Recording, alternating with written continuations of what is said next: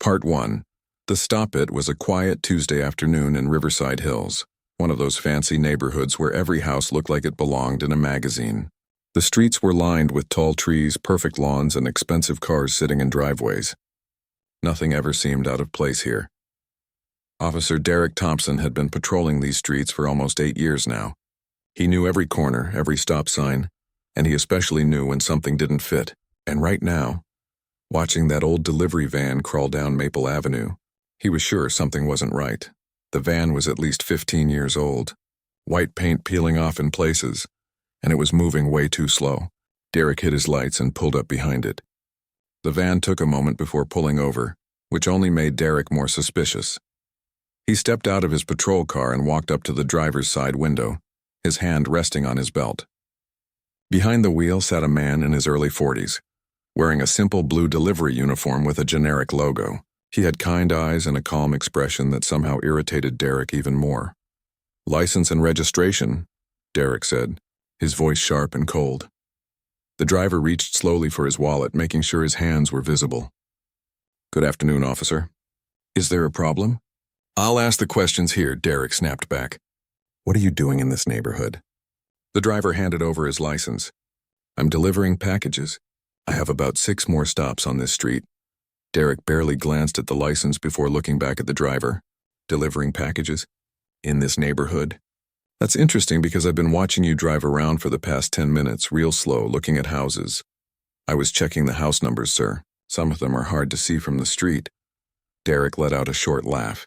"Right, step out of the vehicle. May I ask why?" "Because I'm telling you to. Now step out."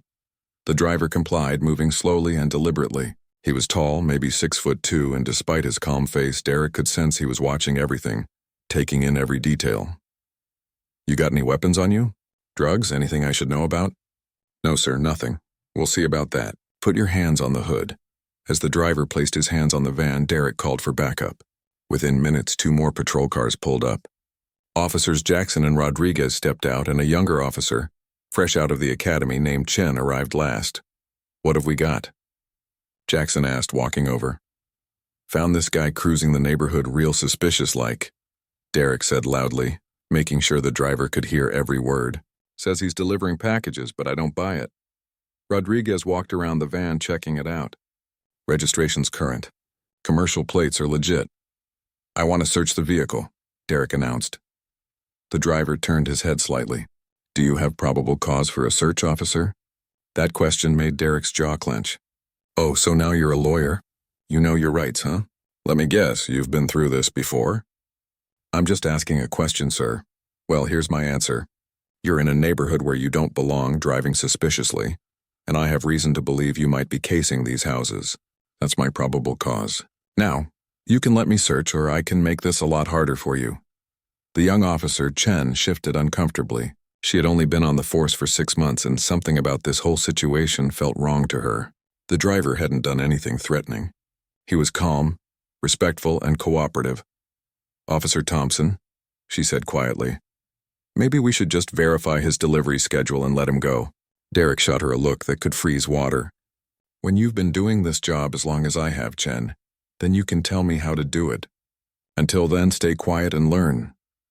The driver said nothing, but his eyes met Chen's for just a second, and she saw something there. Understanding, maybe. Or patience. She couldn't quite place it. Derek began searching the van, pulling out boxes and packages, opening them, tossing packing materials onto the street. The driver watched silently, his expression never changing. "All these packages have addresses on them," Rodriguez pointed out, picking up one of the boxes. "They match houses on this street." "Could be a cover," Derek muttered, continuing his search. By now, a few neighbors had come out to see what was happening. An elderly woman stood on her porch, watching with concern. A man across the street had his phone out, recording. "Hey, this is police business," Derek shouted at them. "Go back inside," the man kept recording. The elderly woman stayed on her porch. Derek found nothing in the van. No drugs, no weapons, no stolen property. Just packages, a clipboard with delivery schedules, and some personal items like a water bottle and a phone charger. "Sit down on the curb," Derek ordered. "Am I being detained or arrested?" "I said sit down." The driver sat on the curb, his hands visible, his face still calm. Derek went back to his patrol car to run the license more thoroughly. Jackson and Rodriguez stood nearby, exchanging glances. They had worked with Derek for years, and they knew his reputation. This wasn't the first time something like this had happened. 20 minutes passed. Then 30. The driver sat patiently on the curb while Derek ran his information again and again, making phone calls, checking databases. Chen walked over to where the driver sat. "I'm sorry about this," she said quietly. The driver looked up at her and gave a small smile. "Don't apologize for doing your job. Just remember what you're seeing here today." She didn't understand what he meant, but something in his voice made her think this man was more than he appeared to be. The elderly woman from the porch finally walked over, her cane tapping against the sidewalk. "Excuse me, officers. That gentleman was supposed to deliver a package to my house. I've been waiting for it all day." Derek barely looked at her. "Ma'am, go back to your house. But I can confirm he's a legitimate delivery driver. I tracked my package online and it said it would arrive today." "That doesn't prove anything," Derek said dismissively. The woman, Mrs. Peterson, looked at the driver with sympathy. She had lived in this neighborhood for 40 years and she had seen things change. She knew exactly what was happening here and it made her heart hurt. Finally, the dispatcher's voice crackled over Derek's radio. "License comes back clean. No warrants, no priors. Registered to Daniel Hayes' clean record." Derek's face showed disappointment. He walked back over to the driver who was still sitting calmly on the curb. "Stand up," Derek ordered. Daniel Hayes stood, brushing off his uniform pants. "I'm writing you citations for several vehicle violations," Derek said, pulling out his ticket book.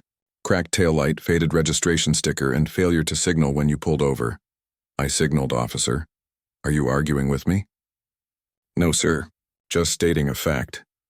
Derek wrote the tickets slowly, making each one as detailed as possible. When he handed them over, he leaned in close. "Let me give you some advice. This isn't your kind of neighborhood. People here work hard for what they have, and they don't appreciate people like you cruising around, looking at what they've got. If I see you around here again, driving slow, looking suspicious, we're going to have a much longer conversation.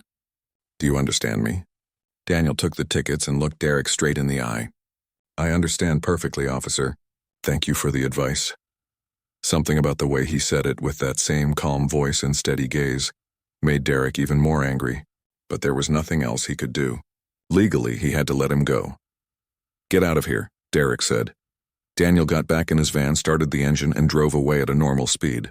In his rearview mirror, he watched the officers standing in the street, and he saw Chen watching him leave with a troubled expression on her face. As he turned the corner, Daniel reached up and touched the small button camera hidden in his uniform collar. Everything had been recorded. Every word, every action, every moment of the past hour and 15 minutes. He had been doing this job for 3 years now, going undercover in different cities, documenting exactly this kind of behavior. And in all that time, in all those cities, this stop had been one of the worst. Daniel Hayes wasn't just a delivery driver. He was so much more than that.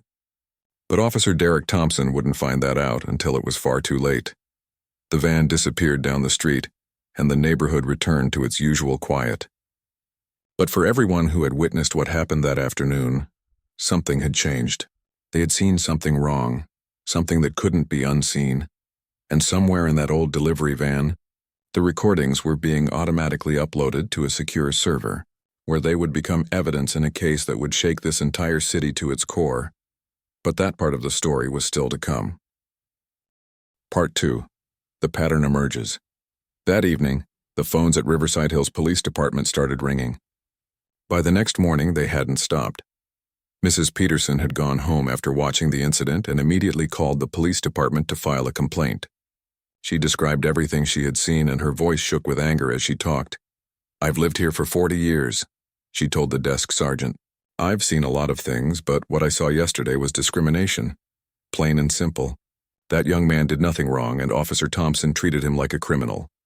The sergeant took down her statement, thanked her for calling, and added it to a file that was already much thicker than it should have been.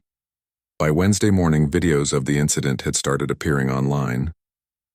The man who had been recording from across the street had posted his footage to social media. Then someone else posted their video from a different angle, By lunchtime, local news stations were running the story. The videos showed everything. Derek's aggressive tone, the unnecessary search, the way Daniel had remained calm and respectful while being treated with suspicion and hostility, the way Derek had dismissed Mrs. Peterson, the citations written for minor violations that most officers would have ignored. In the break room at the police station, officers gathered around a computer watching the videos. The room was divided. Some officers shook their heads in disgust. Others defended Derek, saying he was just doing his job. "This is being blown out of proportion," Officer Jackson said, though his voice lacked conviction. "Derek has stopped plenty of people in that neighborhood. It's not about race, but Officer Chen, the young rookie, couldn't stay quiet anymore. I was there, Jackson. I saw the whole thing, and I've been on 3 other stops with Officer Thompson in the past month. This wasn't the first time." The room went quiet. Everyone looked at her. "What do you mean?" asked Lieutenant Barnes, who had just walked in. Chen took a deep breath. 3 weeks ago, we pulled over a teenager in the same neighborhood. Black kid driving his mom's car. Derek made him wait 45 minutes, called him son in this condescending way, and searched the car even though the kid hadn't done anything wrong. 2 weeks before that, it was a woman jogging. Derek stopped her, said she looked suspicious running through the neighborhood. She lived there, had her house keys and ID to prove it, but he still questioned her for 20 minutes. Lieutenant Barnes's face went pale. "Why didn't you report this?" "I tried to," Chen said, her voice rising. "I mentioned it to Sergeant Williams, and he told me I was new, that I didn't understand how things worked yet. He said Derek was a good cop with years of experience and I should learn from him." The room exploded with conversation. Some officers accused Chen of throwing Derek under the bus. Others said she was right to speak up. Barnes held up his hand for silence. "Everyone out. Now. Except you, Chen. We need to talk." Over the next hour, Chen gave a detailed statement about everything she had witnessed. She provided dates, times, and names of people Derek had stopped. Barnes listened, taking notes, his expression growing darker with each story. Meanwhile, in Chief Rebecca Hartman's office, the pressure was mounting. The mayor had called twice already. The city council wanted answers. Community leaders were organizing a protest for the weekend. Chief Hartman pulled Derek Thompson's personnel file and spread it across her desk. What she saw made her stomach turn. 17 complaints over the past 6 years. 17. All of them alleging racial profiling or excessive use of authority. Every single one had been investigated by Derek's previous captain, Captain Morrison, who had retired last year. And every single one had been dismissed as unfounded or insufficient evidence. But as Hartman read through the complaints, she saw the pattern. They were all similar. Traffic stops in wealthy neighborhoods. Residents or workers who didn't fit being questioned, detained, searched. Long wait times for no reason. Condescending treatment. Citations for minor violations. How did Morrison let this slide? Hartman muttered to herself. Her assistant knocked and entered. "Chief, Derek Thompson is here to see you. He says he wants to defend himself before things get out of hand." "Send him in." Derek walked in confidently, almost cocky. He sat down without being asked. "Chief, I know what people are saying online, but they don't understand police work. That delivery driver was acting suspicious. I had every right to stop him and search that van." Hartman leaned back in her chair. "Tell me, Derek, in your 8 years on this force, how many white delivery drivers have you stopped in Riverside Hills?" Derek hesitated. "I don't keep track of race, Chief. I stop suspicious behavior." "That's interesting. Because according to the data I'm looking at right now, you've made 43 traffic stops in Riverside Hills over the past 2 years. 39 of those stops were of people of color. Care to explain that statistical anomaly?" Derek shifted in his seat.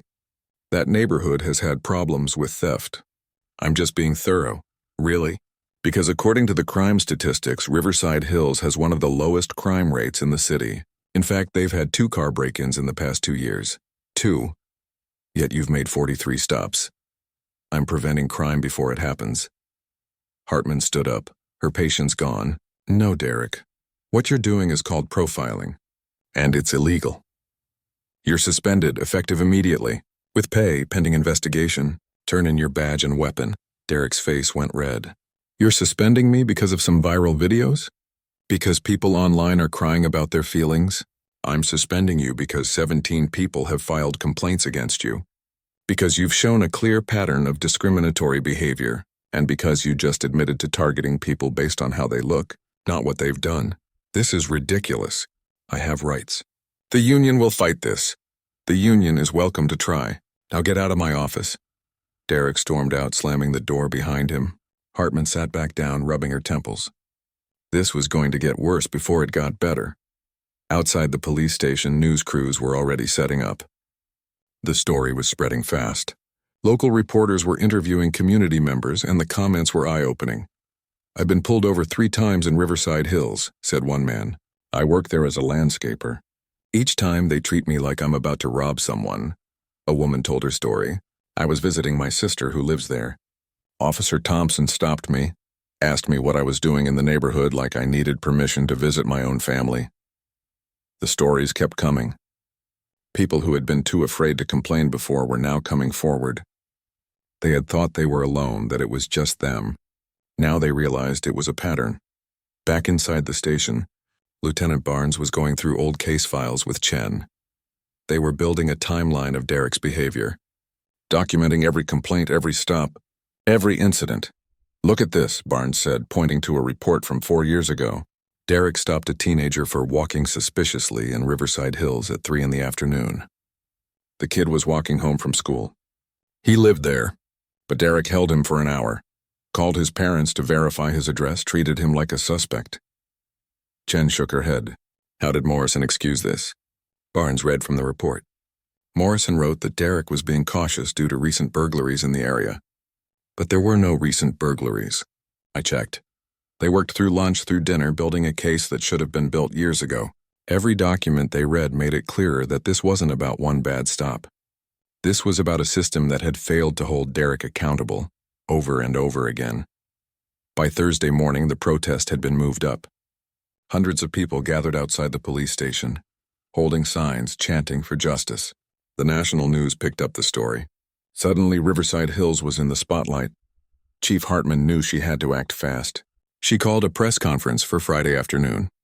She would announce a full investigation, not just into Derek Thompson, but into the entire department's practices. But what she didn't know, what nobody in that building knew yet, was that the investigation had already been happening for months. And the delivery driver who had been stopped wasn't who they thought he was. Daniel Hayes had finished his deliveries that Tuesday evening and driven straight to a secure location across town. He had uploaded all his recordings, written his report, and sent it to his superiors. The response had been immediate. "Excellent work. This is exactly the kind of evidence we need. Continue monitoring the situation, but stay out of sight for now. We'll move to the next phase soon." Daniel had been doing undercover work for 3 years, but this assignment was different. This wasn't just about one officer. This was about proving that the problem was bigger, systemic, protected by layers of bureaucracy and the blue wall of silence. As he sat in his hotel room, watching the news coverage of the protests, Daniel thought about all the other people who had been stopped by Derek Thompson. All the people who had filed complaints that went nowhere. All the people who had been too scared to complain at all. This was why he did this work. Not for glory or recognition, but because someone had to shine a light on injustice, even when that light made people uncomfortable. His phone buzzed with a message from his supervisor. Part 3. The escalation Friday morning arrived with tension thick enough to cut with a knife. The protest outside the police station had grown overnight. What started as a few hundred people had swelled to nearly 2,000. They held signs, chanted slogans, and demanded accountability. Inside the station, Chief Hartman was preparing for her press conference when her phone rang. The number showed it was coming from Washington, D.C. Chief Hartman speaking. "Chief, this is Assistant Director James Morrison from the FBI. I need to speak with you urgently." In private, Hartman's blood went cold. "The FBI didn't call unless something serious was happening. I can be in my office in 2 minutes." "Good, I'm sending you a secure video link. Use it immediately." "And Chief?" "Clear your office. What I'm about to tell you cannot be overheard." 2 minutes later, Hartman sat alone in her office, staring at her computer screen. The video call connected, and she saw a man in his 50s, wearing a dark suit sitting in what looked like a federal office. "Chief Hartman, thank you for taking this call. I'm going to get straight to the point. The delivery driver who was stopped by your officer on Tuesday, His name isn't actually Daniel Hayes. Hartman felt her stomach drop. What do you mean? Daniel Hayes is an alias. His real name is Director Anthony Blake. He's the head of our Civil Rights Division, and for the past 3 years, he's been conducting undercover operations in cities across America, documenting patterns of racial profiling and discrimination in law enforcement. The room spun. Hartman gripped her desk. You're telling me that one of the FBI's top officials was working undercover in my city? Yes, and your officer Derek Thompson provided exactly the kind of evidence we've been looking for. Everything was recorded. Multiple camera angles, audio, witness statements. Director Blake has been in Riverside Hills for 3 months, and this wasn't his first encounter with your department. 3 months? Hartman's voice came out as a whisper. Your department was flagged 6 months ago after we received multiple complaints through our civil rights hotline. We've been investigating since then. Director Blake's undercover operation was the final phase. He's documented 17 separate incidents of profiling in your city, involving 7 different officers. Derek Thompson is just the most blatant case. Hartman closed her eyes. Her career, her department's reputation, everything was about to explode. What happens now? In approximately 2 hours, we're holding a federal press conference. Director Blake will reveal his identity and present the findings of his investigation. The Department of Justice will announce a full civil rights investigation into your department. I'm calling you now as a courtesy, because you've been cooperative since taking over as chief, and our investigation shows you weren't part of the problem. But your department has been systematically engaging in discriminatory practices for at least 6 years. 6 years. That's when Captain Morrison started. Exactly. We have evidence that Morrison actively covered up complaints, intimidated witnesses, and protected officers like Thompson. He's going to face federal charges. Hartman's mind raced. What do you need from me? Full cooperation. We'll need access to all personnel files, complaint records, arrest data, everything. We already have most of it through other channels, but we need your official cooperation to make this move forward quickly. You have it. Whatever you need? Good. One more thing. Officer Chen, the rookie who was with Thompson during the stop.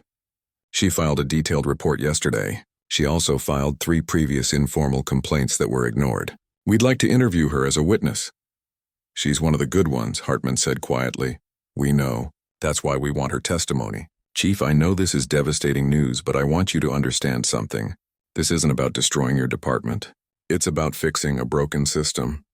Director Blake puts himself in danger to do this work because he believes police departments can be better. He believes in reform, not just punishment. After the call ended, Hartman sat in silence for 5 minutes. Then she called Lieutenant Barnes into her office and told him everything. His reaction mirrored hers. Shock, followed by anger, followed by determination to make things right. We need to get ahead of this, Barnes said. When this news breaks, it's going to be chaos. I know. Cancel my press conference. We'll wait for the FBI to make their announcement, then we'll respond. And Barnes? Start identifying every officer who worked closely with Morrison. We need to know who else might be involved. Meanwhile, across town, Director Blake was preparing for the biggest press conference of his career. He stood in front of a mirror in a hotel room, adjusting his tie. He was wearing a suit now, not a delivery uniform. His FBI credentials hung around his neck. His phone rang. It was his wife. Tony, I'm watching the news. They're showing footage of your stop. Are you okay? I'm fine, honey. Today's the day. It all comes out today. I hate when you do these operations. Watching that officer treat you like that, speaking to you that way, it makes me so angry. I know, but this is why I do it. So other people don't have to go through what I went through. There was a pause. You're thinking about your father, aren't you? Blake looked at a photo he kept in his wallet. His father, also a law enforcement officer, who had faced discrimination his entire career, who had been passed over for promotions, treated as less than his peers, but who had never given up believing that the system could be better. Yeah, I'm thinking about him. He would have wanted me to do this work. He'd be proud of you. I'm proud of you. After hanging up, Blake met with his team. They reviewed the evidence one final time. Videos from multiple angles, audio recordings, witness statements, traffic stop data showing patterns of discrimination, complaint records that had been buried, financial records showing Morrison had connections to officers who covered for each other. This is solid, said Agent Williams, who had been working with Blake on the investigation. No way they can deny this. They'll try, Blake said. They always do. But the evidence speaks for itself. At exactly 2 p.m., the FBI held their press conference. Every major news network carried it live. Director Blake stood at a podium, flanked by other FBI officials and representatives from the Department of Justice. Good afternoon. My name is Director Anthony Blake, and I head the Civil Rights Division of the FBI. 3 months ago, I went undercover in Riverside Hills to investigate allegations of systematic racial profiling and discrimination by the police department. The reporters erupted with questions, but Blake continued. On Tuesday of this week, I was pulled over by Officer Derek Thompson while working undercover as a delivery driver. What followed was a textbook example of racial profiling. I was detained for over an hour, searched without proper probable cause, questioned aggressively, and cited for minor violations. All of this was recorded. The screens behind him lit up with footage from the stop. The room went silent as people watched Derek Thompson's behavior, heard his words, saw how he treated Blake. This was not an isolated incident. Over the past 3 months, I personally witnessed or experienced 17 separate incidents of profiling. 7 different officers were involved. The problem is systemic, and it has been protected by supervisors who should have stopped it years ago. Blake paused, looking directly into the cameras. I want to be clear about something. The vast majority of police officers are good people trying to do a difficult job. But when departments protect bad officers, when they ignore complaints, when they allow discrimination to continue unchecked, they betray the badge and everything it stands for. He detailed the findings, the statistics, the patterns, the cover-ups. Every word was backed by evidence displayed on the screens behind him. The Department of Justice is announcing a full investigation into the Riverside Hills Police Department. We will be implementing federal oversight, requiring comprehensive reforms, and pursuing criminal charges against officers and supervisors who violated civil rights laws. The questions from reporters came fast and furious. Blake answered each one calmly, professionally. But inside he was thinking about all the people who had been stopped like he was. The people who didn't have the power or resources to fight back. The people whose complaints had been dismissed. Back at the Riverside Hills police station, officers gathered around televisions, watching in stunned silence. Some were angry, feeling betrayed. Others were relieved that the truth was finally coming out. Derek Thompson watched from his living room, his face growing redder with each passing minute. He grabbed his phone and called his union representative. "This is entrapment. They set me up." That wasn't a real traffic stop, it was a sting operation. But his representative had bad news. "Derek, I've been on the phone with lawyers all morning. This isn't entrapment. You didn't know he was FBI, so you acted naturally. Everything you did, every word you said, that's admissible evidence. And with his credentials, his testimony carries enormous weight. So what am I supposed to do? Get yourself a good criminal defense attorney. Because the union can't protect you from federal civil rights charges." Thompson threw his phone across the room. His career was over. Possibly his freedom too, and all because he had stopped one delivery driver who turned out to be the wrong person to mess with. Part 4. The Quiet Observer. 3 months earlier, before the traffic stop that would change everything, Director Anthony Blake had arrived in Riverside Hills with a mission and a disguise. He checked into a modest apartment on the east side of town, far from the wealthy neighborhoods he would be monitoring. The apartment came furnished with basics, nothing fancy. Just a place to sleep and plan his next moves. Blake had done this type of operation 11 times before in different cities across America. Each time he approached it the same way: careful observation, detailed documentation, and most importantly, patience. You couldn't rush this kind of work. The truth revealed itself slowly in patterns and repetitions. On his first day, he picked up his delivery van from a rental company that had no idea who their customer really was. The van was perfect. Old enough to look authentic, generic enough to blend in, but reliable enough to do the job. His FBI team had set up a legitimate delivery business as a cover. Real packages, real deliveries, real customers. The company was registered, licensed, and completely above board. If anyone checked, and they would, everything would look normal. Blake spent the first 2 weeks simply doing his job as a delivery driver. He learned the routes, met customers, became a familiar face in different neighborhoods. He was friendly but not too chatty, professional but approachable. Exactly the kind of person people would remember positively, if they remembered him at all. But he was always watching, always observing, always taking mental notes.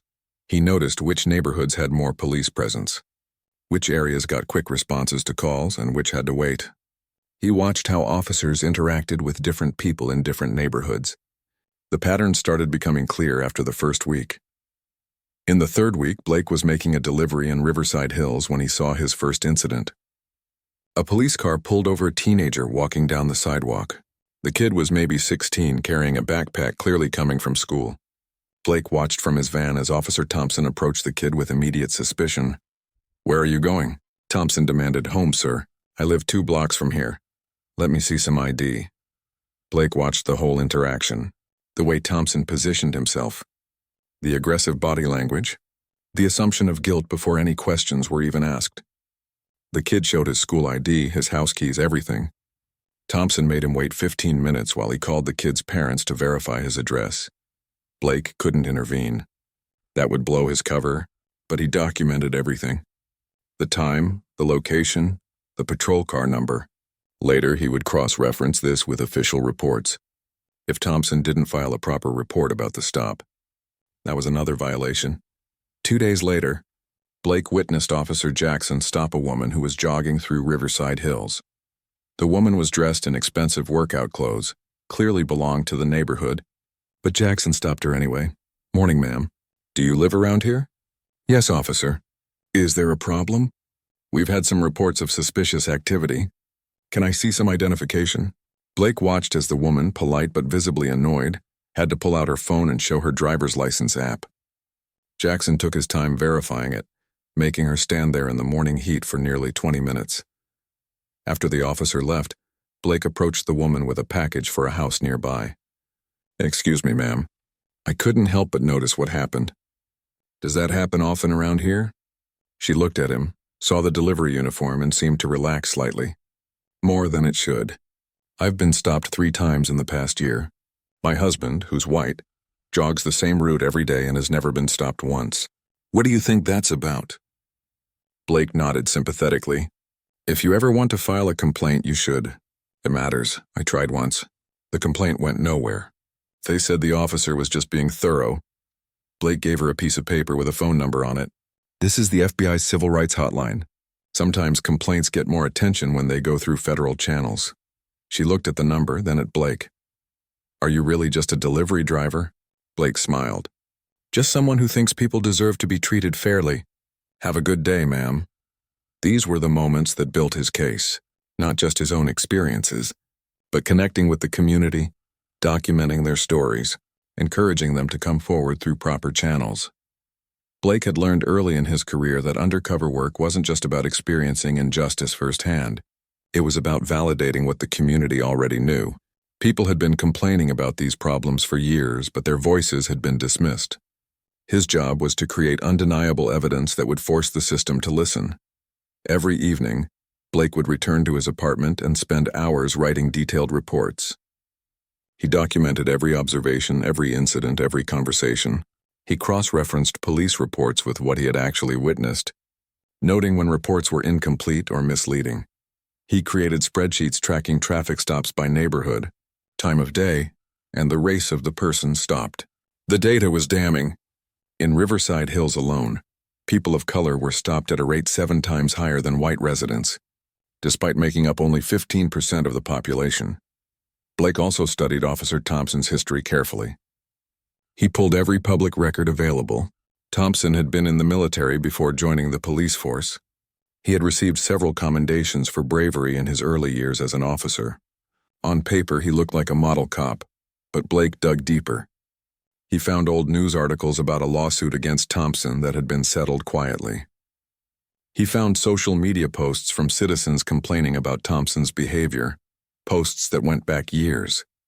He found the 17 official complaints that had all been dismissed. This guy should have been fired years ago, Blake muttered to himself one night, staring at his computer screen. How did he keep his badge? The answer came when Blake started investigating Captain Morrison, Thompson's former supervisor.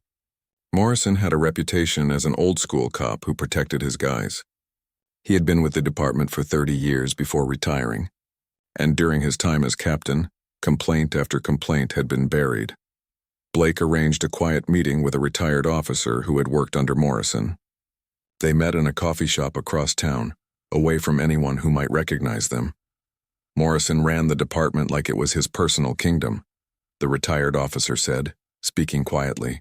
If you were loyal to him, he protected you. Didn't matter what you did. Thompson was one of his favorites because Thompson brought in a lot of arrests. Even if those arrests were based on questionable stops, especially then. Morrison believed in aggressive policing. He thought the way to prevent crime was to make certain people feel uncomfortable, make them know they were being watched. He never said it outright, but we all knew what he meant. Why didn't anyone speak up? The retired officer looked tired. Some of us tried. We filed complaints with the city. But Morrison had connections everywhere. City council, mayor's office, police union. He made life hell for anyone who went against him. Eventually, most of us just kept our heads down or left the force. Why are you talking to me now? Because I'm retired. He can't touch me anymore, and because what's happening is wrong. I became a cop to help people, not to harass them. Thompson and the others like him. They're betraying everything the badge is supposed to stand for. Blake thanked him for his honesty and added his testimony to the growing file of evidence. As the weeks went on, Blake refined his approach. He made sure to be extra careful in Riverside Hills, knowing that was where the problems were most concentrated. He drove exactly the speed limit. He signaled every turn. He double-checked every delivery. He gave officers no legitimate reason to stop him, and that's why when Officer Thompson finally did pull him over that Tuesday afternoon, Blake knew immediately it wasn't about any traffic violation. It was about exactly what he had been documenting for months. During the stop, even as Thompson was treating him with suspicion and aggression, Blake remained calm. He knew every word was being recorded by multiple hidden cameras. He knew every action was being documented. This was the moment he had been waiting for, as much as he hated that it had to happen. Blake noticed everything during that stop, the way Thompson immediately assumed he didn't belong. The way Thompson dismissed Mrs. Peterson's confirmation that Blake was making a legitimate delivery. The way Officer Chen looked uncomfortable with what was happening. The way Jackson and Rodriguez exchanged glances that said they had seen this before. When Thompson wrote those citations for minor violations, Blake accepted them without argument. He could have challenged them right there. He could have revealed who he was. But that wasn't the point. The point was to document the full pattern of behavior, to show how officers like Thompson operated, when they thought no one important was watching. As Blake drove away from that stop, he felt a mixture of emotions. Anger at being treated that way, sadness that this was still happening in America in 2025, but also determination, because now he had exactly what he needed to force change. That night, back in his apartment, Blake reviewed all the recordings from the stop. Multiple camera angles showed everything. The audio was crystal clear. Part 5. The investigation begins. The day after Director Blake's press conference, Riverside Hills woke up to a new reality. The city that had prided itself on being progressive and safe was now the center of a national conversation about police discrimination. Chief Hartman arrived at the station before dawn. She hadn't slept more than 2 hours. The parking lot was already full of news vans, their satellite dishes pointing skyward. Reporters crowded the entrance, shouting questions as she walked past. "Chief, did you know about the FBI investigation?" "Chief, how long has this been going on?" "Will you resign?" Hartman kept walking, head up, refusing to show the turmoil she felt inside. Once in her office, she locked the door and took a moment to breathe. Then she got to work. By 8 a.m., she had assembled her command staff. Lieutenant Barnes, the 3 remaining sergeants, and the department's legal counsel sat around the conference table, all looking like they had aged 10 years overnight. "Here's where we stand," Hartman began. "The FBI has requested full access to our files, and they're going to get it. We have 2 choices. We can cooperate fully and maybe save this department, or we can fight them and definitely lose. I choose cooperation. Anyone who disagrees can leave now." No one moved. "Good. Barnes, you're leading our internal investigation alongside the FBI. Pull every file on Thompson, Morrison, and anyone else who worked closely with them. I want to know everything they did, everyone they stopped, every complaint filed. Legal. You're going to help us navigate this process. We do everything by the book from here on out." The meeting lasted 3 hours.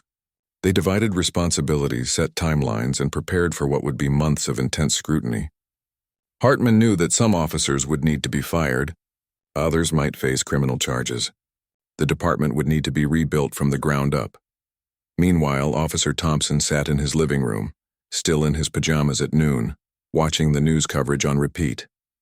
Every channel was showing the same footage. Director Blake at the podium, Thompson's own words played back for the world to hear, legal experts explaining the civil rights violations. His phone kept ringing. Family members, old friends, reporters who had somehow gotten his number. He ignored them all. His wife had left that morning, taking their 2 kids to her mother's house. "I need time to think," she had said, her voice cold. "I didn't marry a man who treats people like that," Thompson wanted to explain, to tell her that she didn't understand police work, that things were different on the streets. But the words died in his throat because deep down he knew she was right. He had treated people badly. He had profiled them, harassed them, humiliated them, and he had enjoyed the power it gave him. His lawyer, provided by the police union, called with an update. "The federal prosecutor wants to meet. They're offering a deal if you cooperate with the investigation." "What kind of deal?" "Reduced charges in exchange for testimony about Morrison and the others. They want to know who else was involved, who knew what was happening, who helped cover it up." Thompson felt sick. They wanted him to rat out his fellow officers. The guys who had his back all these years. "I need to think about it. Derek, you need to think fast. The FBI has evidence on 17 incidents. Without a deal, you're looking at serious prison time. With a deal, maybe probation and community service." After hanging up, Thompson finally allowed himself to think about what he had done, not just to Director Blake but to all the others over the years. The teenager he had humiliated in front of his friends, the woman jogging who he had questioned like a suspect, the countless people he had pulled over simply because they didn't fit in certain neighborhoods. He had always told himself he was just doing his job, keeping people safe. But now, seeing it from the outside, he realized he had been doing the opposite. He had made people feel unsafe in their own communities. He had abused his authority. And worst of all, he had never questioned whether what he was doing was right. Across town, Officer Chen was having a very different day.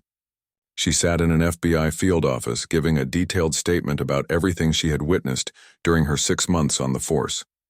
Agent Williams, who was conducting the interview, listened carefully. "You mentioned you tried to report concerns to your supervisor. Can you tell me more about that?" Chen nodded. "About a month into the job, I pulled Thompson aside after a stop that felt wrong. I asked him why he had stopped that particular person. He told me I was too new to understand that I needed to trust his instincts. When I pressed the issue, he got angry and told me to stay in my lane. What did you do then?" "I went to Sergeant Davis. I explained what I had seen and asked if this was normal procedure. Davis told me that Thompson was a veteran officer with an excellent record, and that I should focus on learning from him rather than questioning him." "How did that make you feel?" Chen looked down at her hands. "Like I was the problem. Like maybe I wasn't cut out for this job if I couldn't understand what they were doing. But the more I watched, the more I realized the problem wasn't me. It was them. What changed? I started paying attention to which people got stopped and which didn't. I saw white drivers speed through stop signs and we'd ignore it. But let a person of color do the same thing, and suddenly we had probable cause to pull them over. The double standard was obvious once I started looking for it." Agent Williams made notes. "Your testimony is going to be crucial. You're one of the few officers willing to speak honestly about what happened. Will I still have a job after this? That's up to your department. But I'll tell you this. We need more officers like you, people who are willing to stand up when they see something wrong. Don't let anyone convince you that speaking up makes you a bad cop. It makes you a good one." Chen left the interview feeling better than she had in months. For the first time since joining the force, she felt like she had done the right thing. Back at the police station, Lieutenant Barnes was going through personnel files and making disturbing discoveries. Thompson wasn't the only problem. 3 other officers showed similar patterns of questionable stops and dismissed complaints. One officer, Jake Rodriguez, had been Thompson's partner for 2 years. His stop records mirrored Thompson's almost exactly. Another officer, Brian Wilson, had 14 complaints against him, all dismissed by Captain Morrison. Barnes called Hartman into his office. "Chief, this is bigger than we thought. We've got at least 4 officers who need to be suspended immediately, and probably 3 more who need serious investigation. Hartman looked at the files spread across Barnes's desk. Do it, suspend all of them, effective immediately. Full pay pending investigation, but I want them out of this building today. The union is going to fight us on this. Let them fight. We've got the FBI backing our play now. If the union wants to protect officers who violated people's civil rights, they can explain that to the public. By the end of the week, 7 officers had been suspended. The department was running on a skeleton crew, with neighboring cities sending officers to help cover shifts. Morale was at an all-time low. Some officers felt betrayed, believing the department was throwing good cops under the bus to appease protesters. Others felt relief that the problems were finally being addressed. The department was split down the middle. Chief Hartman held a mandatory meeting for all remaining officers. The room was tense, filled with angry faces and crossed arms. I know many of you are angry, Hartman began. You feel like we're being unfairly targeted, that a few bad incidents are being blown out of proportion. I understand that feeling, but I need you to understand something else. She clicked a remote and the screen behind her lit up with statistics. This data comes from our own records. Over the past 6 years, officers in this department stopped people of color at a rate 5 times higher than white residents. Of those stops, 70% resulted in no citation or arrest. That means most of those stops had no legitimate purpose. The room was silent now, officers staring at the numbers. We have 17 formal complaints of racial profiling that were dismissed without proper investigation. We have evidence of supervisors actively covering up misconduct, and we have an FBI director who was treated like a criminal simply for doing his job while being black. Hartman paused, making eye contact with officers throughout the room. Some of you are good cops who got caught up in a bad system. Some of you looked the other way when you should have spoken up, and some of you actively participated in discriminating against the people we're supposed to protect. The FBI is going to figure out which category each of you falls into. My advice, if you've done something wrong, come forward now. Cooperate with the investigation. Help us fix this. Because I promise you, the truth is coming out whether you help or not. After the meeting, several officers approached Barnes privately. They had witnessed things they felt uncomfortable with but hadn't known how to report. One officer had a recording of a conversation where Morrison had told him to focus on the right kind of suspects. Another had emails showing coordinated efforts to dismiss complaints, each piece of evidence added to the growing case. The FBI investigation was revealing not just individual bad actors, but a system designed to protect them. Director Blake watched all of this unfold from FBI headquarters in Washington. Part 6. The Identity Revealed. 2 weeks after the initial press conference, Director Blake agreed to sit down for his first in-depth interview. The network had been requesting it since the story broke, and Blake's team decided it was time to put a human face to the investigation. The interview took place in a simple studio, just Blake and the journalist, a respected reporter named Patricia Chen, who had covered civil rights issues for 20 years. Director Blake, Patricia began, you put yourself in a situation where you could have been seriously hurt. What made you decide to do this kind of undercover work? Blake smiled slightly, a tired smile that held years of experiences behind it. My father was a police officer for 30 years.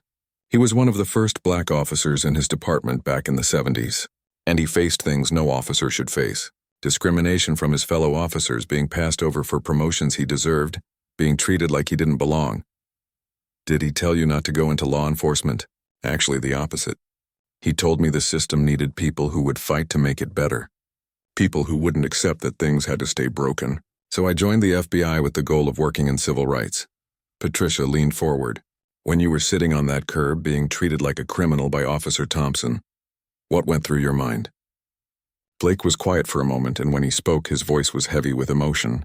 Honestly, I thought about every person who had sat where I was sitting. Every person who had been profiled, humiliated, treated as less than human. And I thought about the fact that I would go home that night, write my report, and eventually see justice. But most people don't get that. Most people file complaints that go nowhere. Most people just have to accept that this is how things are. Is that what drives you? The people who don't have power? Exactly. I have a badge, credentials, authority. I have resources and support. I can fight back. Most people can't. So I use my position to shine a light on what they experience every day, because their stories matter even if no one's been listening. The interview aired on a Sunday night and was watched by millions. Blake's honesty and emotion connected with people in a way that statistics and legal proceedings couldn't. Suddenly, this wasn't just about one bad cop or one police department. It was about a man who had deliberately put himself in harm's way to prove that the complaints people had been making for years were real. Social media exploded with reactions. Some people called Blake a hero, others accused him of entrapment. But most people, especially those who had experienced similar treatment, felt validated. Finally, someone in power believed them. One woman tweeted, "I've been pulled over 6 times in 3 years for driving suspiciously in my own neighborhood. Every time I complained, I was ignored. Thank you, Director Blake, for proving I wasn't crazy." A man posted, "My son was stopped and searched on his way to school. Twice. He's 15. The school is 4 blocks from our house." Now I know it wasn't just random. The stories poured in, thousands of them, from people all over the country who had experienced similar treatment. Blake's investigation had opened a floodgate. At the FBI headquarters, Blake and his team were overwhelmed with new complaints about police departments nationwide. What had started as an investigation into one city was becoming something much larger. Assistant Director Morrison called a meeting with Blake and the entire Civil Rights Division. "We've received over 15,000 complaints in the past 2 weeks," Morrison said. "We need to prioritize. We can't investigate everything at once." Blake looked at the map on the wall showing pins for each complaint received. The pins covered every state. "We focus on patterns. Cities where we're seeing multiple complaints about the same departments, the same practices. Those are the places where systematic problems exist." The team worked around the clock, categorizing complaints, identifying patterns, reaching out to local civil rights organizations for more information. By the end of the month, they had identified 32 police departments across the country that warranted immediate investigation. Meanwhile, back in Riverside Hills, the investigation was revealing more than anyone had anticipated. The FBI team had been going through Captain Morrison's files, and what they found was shocking. Morrison had kept detailed notes about which officers were willing to engage in aggressive policing and which ones pushed back. He had a rating system for his officers, and those who raised concerns about civil rights were marked as not team players. Even more disturbing, they found evidence that Morrison had connections to several other police captains around the country. They had created an informal network, sharing strategies for dealing with overly sensitive complaints and how to protect officers who were accused of discrimination. Agent Williams brought the discovery to Blake. "Director, this goes beyond Riverside Hills. Morrison was part of a network of supervisors who actively worked to protect discriminatory policing." Blake looked at the documents spread before him, email chains, meeting notes, even a draft manual on effective complaint management that was essentially a guide to burying civil rights complaints. "Get warrants for everything," Blake said. "Every email account, every phone record. If Morrison had co-conspirators, I want them identified and charged." The investigation expanded again. What had started with one traffic stop was now uncovering a nationwide network of police supervisors who had systematically protected officers who engaged in discrimination. Thompson, watching all this unfold from his suspension, finally made a decision. He called his lawyer. "I want to take the deal. I'll cooperate fully." His lawyer sounded relieved. "That's the right choice, Derek. What changed your mind?" "I saw Director Blake's interview. The way he talked about sitting on that curb, thinking about all the other people who had been in that position, and I realized I put people in that position, a lot of people, and I never once thought about how it felt for them. The prosecutor will want detailed information about Morrison and the others. I'll tell them everything. Morrison trained me to think that certain people were automatically suspicious. He praised me when I made aggressive stops. He told me I was protecting the community. I believed him because it was easier than questioning whether what I was doing was right." Thompson's cooperation became crucial to the expanding investigation. He provided names, dates, specific incidents. He explained how Morrison had created a culture where discrimination was not just tolerated, but encouraged. His testimony led to warrants for 3 other police captains in different cities. Each of them had similar records. High numbers of dismissed civil rights complaints, officers under their command with patterns of discriminatory behavior, and connections to Morrison's network. As the investigation grew, Director Blake found himself becoming a public figure in a way he had never intended. He received speaking invitations from police academies, civil rights organizations, and community groups. He accepted as many as his schedule allowed, believing that the conversation about policing needed to happen openly. At a police academy in Chicago, Blake spoke to a class of new recruits. "You're entering a profession that has enormous power. You can ruin someone's day with a traffic stop. You can ruin someone's life with an arrest. And if you're not careful, if you let biases guide your decisions, you can contribute to a system that treats people unequally." One recruit raised his hand. "How do we know when we're being biased? Sometimes you just have instincts about people."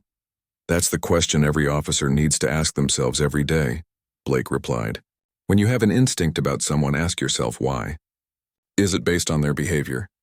Or is it based on how they look, where they are, or assumptions you're making about them? Real police work is about evidence and behavior, not stereotypes and assumptions." After the talk, several recruits approached Blake privately. They had questions about how to handle situations where they saw fellow officers acting inappropriately. Blake gave them his card. "If you ever find yourself in a department where you're being told to look the other way, or where doing the right thing makes you unpopular, call me. We need officers who will stand up for what's right, and I'll do everything I can to support you." These conversations gave Blake hope. For every Thompson, there were dozens of officers who wanted to do the job right. They just needed to be in departments that supported them. Back in Riverside Hills, Chief Hartman was implementing the reforms that the FBI had mandated. Body cameras for all officers with strict policies about when they must be activated. A civilian review board with real power to investigate complaints. Mandatory training on implicit bias and constitutional policing. And, perhaps most importantly, a complete restructuring of the chain of command to prevent any one supervisor from having too much power. Some veteran officers resigned rather than work under the new rules. Hartman let them go without argument. If they couldn't work within a system that held them accountable, they didn't belong in law enforcement. But new recruits were coming in, people who had watched the scandal unfold and wanted to be part of the solution. Officer Chen, now seen as a hero for speaking up, was assigned to help train them. "The badge doesn't make you better than anyone else," she told a class of new officers. "It gives you authority, but that authority comes with responsibility." Part 7. The Fallout. 3 months after Director Blake's press conference, the courtroom was packed. This was the day everyone had been waiting for. The trial of Derek Thompson on federal civil rights violation charges. Thompson sat at the defense table, looking nothing like the confident officer who had pulled over that delivery van. He had lost weight, his face was drawn, and his hands shook slightly as he adjusted his tie. The prosecution's case was overwhelming. They had video evidence from multiple angles, audio recordings of every word Thompson had said, testimony from witnesses, and most damaging of all, they had Thompson's own confession and cooperation agreement. The prosecutor, a stern woman named Linda Martinez, stood before the jury. "Ladies and gentlemen, this case is about abuse of power. Officer Derek Thompson didn't just make a mistake. He engaged in a pattern of discriminatory behavior spanning years.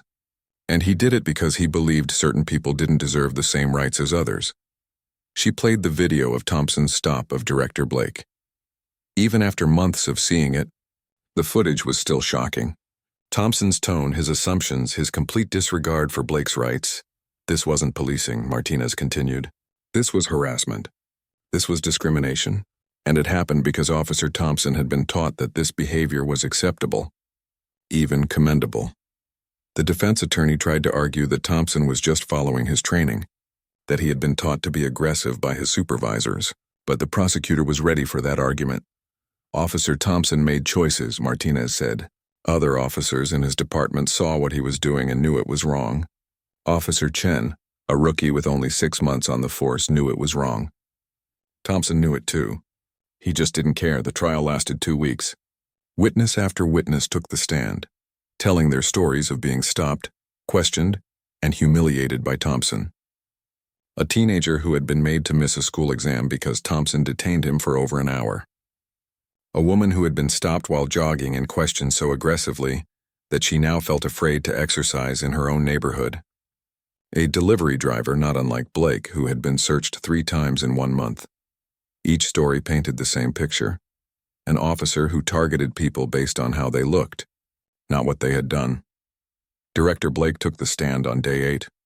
The courtroom fell silent as he described his experience. When Officer Thompson pulled me over, I knew immediately what was happening. Blake testified. I've experienced it before in my life. I've investigated it professionally. That moment of recognition when you realize you're being judged not as an individual but as a stereotype, it never gets easier. How did you feel? Martinez asked. Blake paused, choosing his words carefully.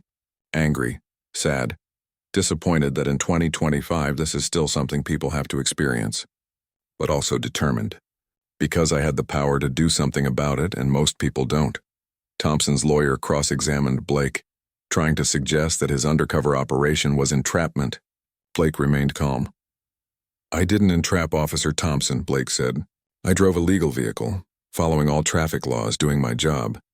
Officer Thompson chose to stop me. He chose how to conduct that stop. He chose every word he said. Those were his decisions, and now he has to face the consequences of those decisions. When the jury deliberated, it took them less than 4 hours to reach a verdict. Guilty on all charges. Thompson showed no emotion as the verdict was read, but his wife, sitting behind him, began to cry quietly. She had filed for divorce 2 weeks into the trial. The judge set sentencing for 1 month later, and legal experts predicted Thompson would face between 2 and 5 years in federal prison. But Thompson's trial was just one part of a much larger story, unfolding across the country. Captain Morrison had also been charged, along with 3 other police captains from different cities. The federal case against them was even more complex, involving conspiracy charges and evidence of a coordinated effort to protect discriminatory policing. Morrison's trial revealed the full scope of the network he had built. Emails showed discussions about managing activist complaints and protecting good officers from political pressure. Phone records showed frequent communication between Morrison and the other captains, often right after civil rights complaints were filed in their departments.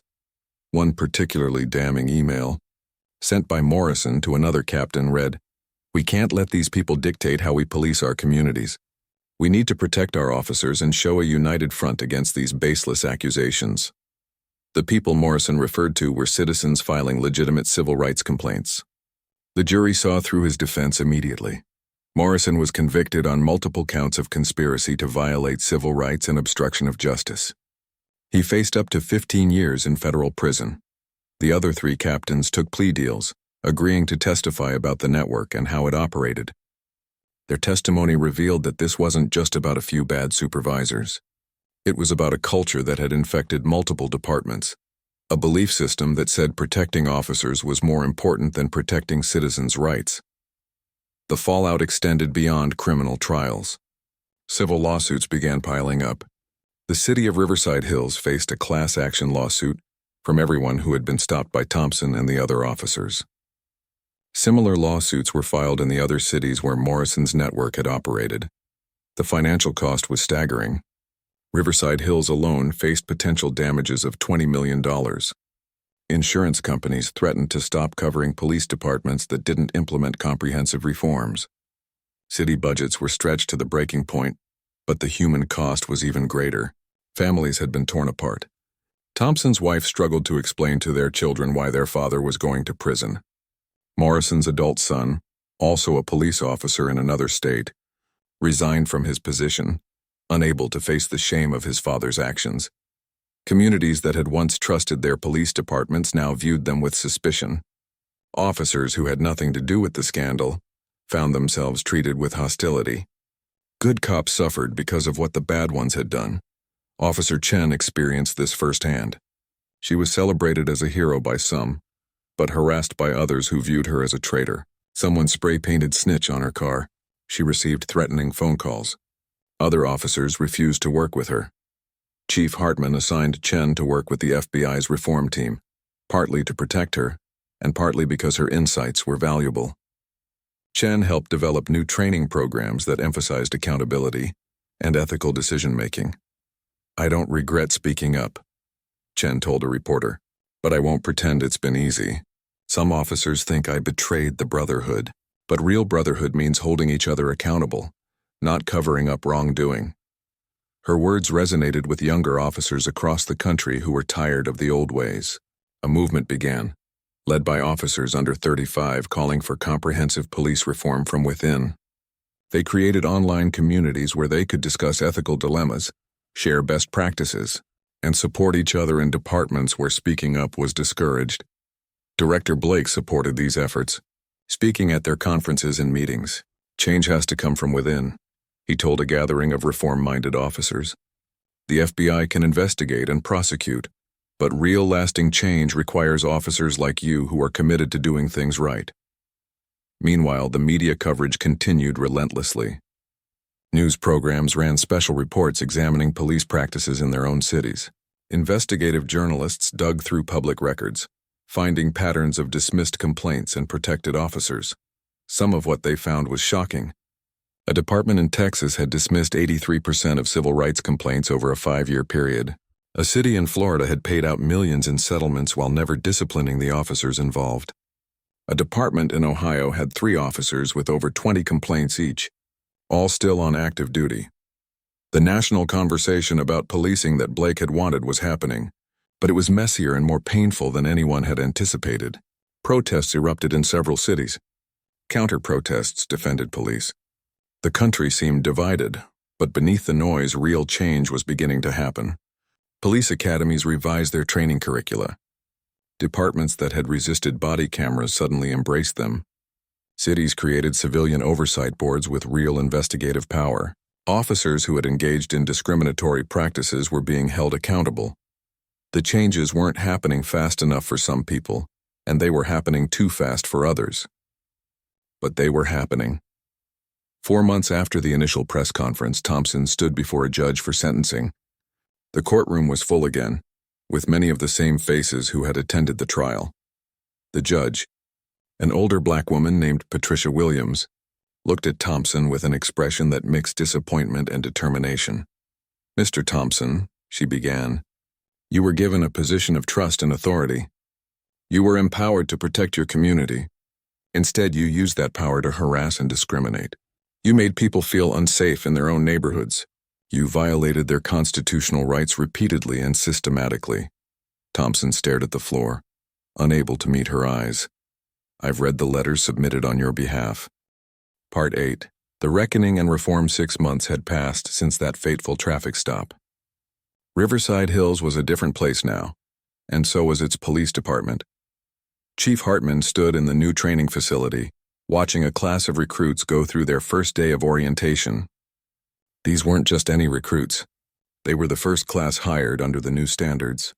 People who had been carefully screened, not just for their qualifications, but for their commitment to constitutional policing and community service. Officer Chen stood at the front of the room, now promoted to training officer. She was explaining the department's new mission statement. "Every person you encounter is someone's family member," she told the recruits. "Someone's parent, child, friend. They deserve to be treated with dignity and respect, regardless of who they are or what they look like. If you can't do that consistently every single day, this isn't the job for you." The recruits listened intently. They had all read about what happened in Riverside Hills. Many of them had specifically applied because they wanted to be part of the solution. One recruit raised his hand. "Officer Chen, how do we balance being respectful with keeping ourselves safe?" It was a good question. One Chen had been asked many times. Being respectful doesn't mean being weak. You can be both courteous and cautious. You can treat someone with dignity while still following proper safety procedures. The two aren't opposites. In fact, when you treat people with respect, they're more likely to cooperate with you, which makes everyone safer. Hartman smiled, watching Chen teach. 6 months ago, Chen had been a rookie facing harassment for speaking up. Now she was shaping the next generation of officers. That was progress. The changes went beyond just training. The department had implemented a comprehensive reform package, mandated by the federal consent decree and supported by community input. Every officer now wore a body camera that activated automatically whenever they interacted with the public. The footage was stored on secure servers that the department couldn't tamper with. A civilian review board had access to all footage and the authority to investigate any incident. The complaint process had been completely overhauled. Citizens could file complaints online, in person, or through a third-party hotline. Every complaint was investigated by the Civilian Review Board, not internal affairs.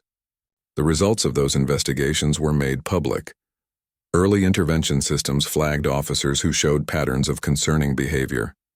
If an officer had multiple complaints or if their stop data showed racial disparities, they were immediately placed in additional training and monitored closely. The department had also hired Dr. Ramon Torres, a psychologist specializing in police culture, to work with officers on understanding bias and managing the stress of the job.